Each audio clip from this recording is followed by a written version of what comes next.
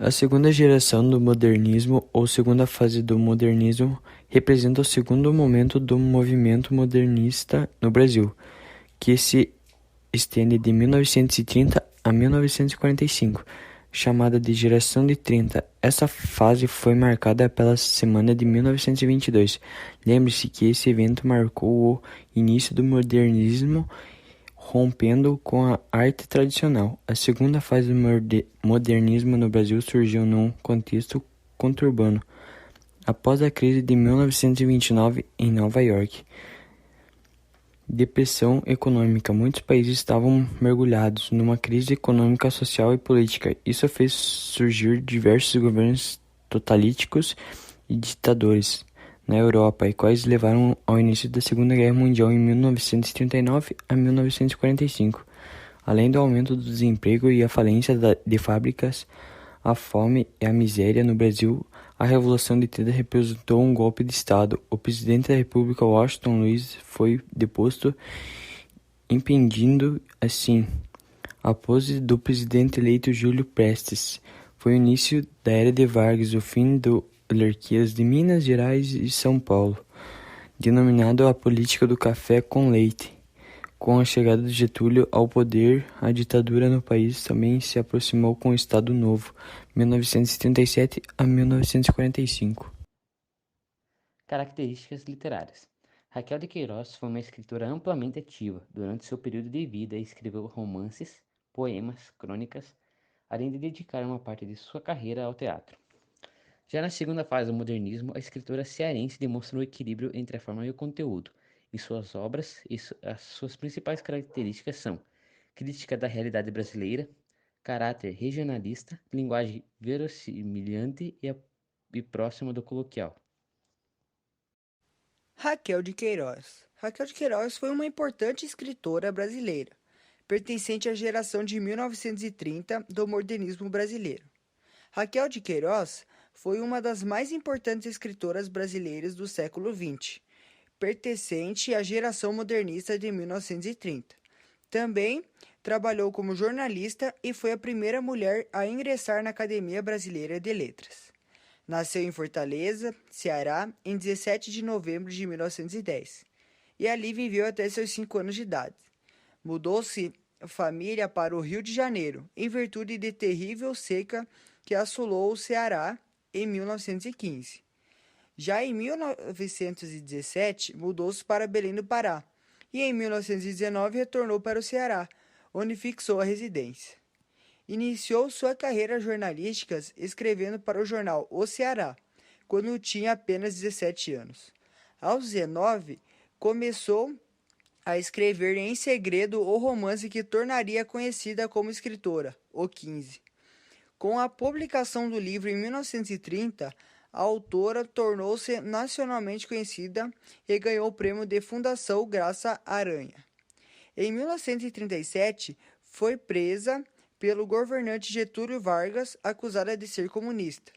A autora permaneceu presa por 2 anos. Décadas depois, Raquel de Queiroz, em 1964, apoiou a ditadura militar brasileira, integrando o Conselho Federal de Cultura e Diretório Nacional de Arena, partido político de sustentabilidade do regime. Além do prêmio da Fundação Graça Aranha, a escritora também ganhou diversos outros prêmios, como o Prêmio Jabuti de Literatura Infantil, em 1970, o Prêmio de Camões, a maior honraria dada aos escritores da língua portuguesa, em 1993. Raquel de Queiroz faleceu em 2003, no Rio de Janeiro, aos 92 anos de idade. As obras mais importantes. A escritora cearense deixou 7 romances, além de escrever peças de teatro, poemas, crônicas e literatura infantil. As principais obras da autora são O 15, 1930, seu romance de estreia e que a marcou como grande escritora no cenário nacional. O livro acompanha a marcha da família de retirantes de Chico Bento. Abandonada pelas autoridades, busca proteção e alimento no inóspito sertão nordestino. As Três Marias, 1939, obra que demonstra o amadurecimento total de Raquel de Queiroz nos quesitos crítica social e marcação psicológica. O livro recai sobre a protagonista Maria Augusta e seu relacionamento com mais duas amigas, que conheceu no internato.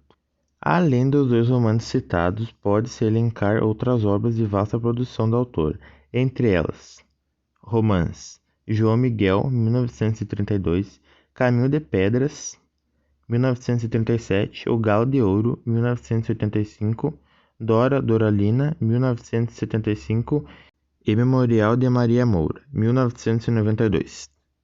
Crônicas: A Donzela e a Moura Torta, 1948, Cem Crônicas Escolhidas, 1958, O Brasileiro Perplexo, 1963, As Meninas e as Outras Crônicas, 1976, e O Jogador de Sinuca e Mais Historinhas, 1980. Teatro: Lampião, 1953, e A Beata Maria do Egito, 1958. E por último, literatura infantil: O Menino Mágico, 1969, e Cafuné e Pena de Prata, 1986.